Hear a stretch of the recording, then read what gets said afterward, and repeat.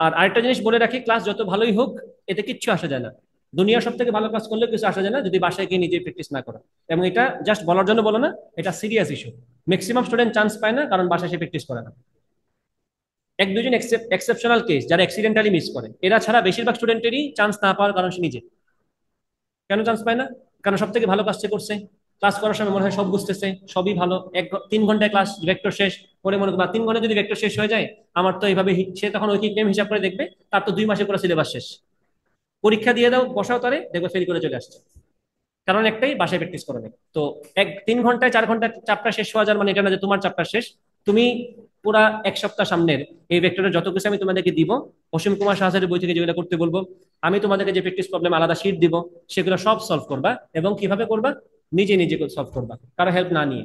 বুঝছো? যেগুলো পারবা না আবার ট্রাই করবা, না পারবা ক্লাসে নিয়ে আসবা। মানে প্রসেসটা একটু টাফ করা লাগবে, নিজের জন্য প্রসেস টাফ করো, টাফ করো।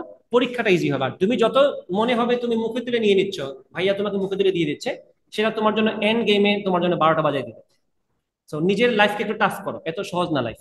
একটু টাফ করো, নিজে থেকে লাইফকে একটু টাফ করো, ভালো হবে। সলিউশন বুক সামনে আছে, দেখো না, এটাই নিজেকে নিজের লাইফ টাফ করা। এটা করতে পারলে লং রানে ভালো করবে। বুঝছো? আর এই কথাগুলো যদি না শোনো, welcome to third timer. Third timer তো নাই।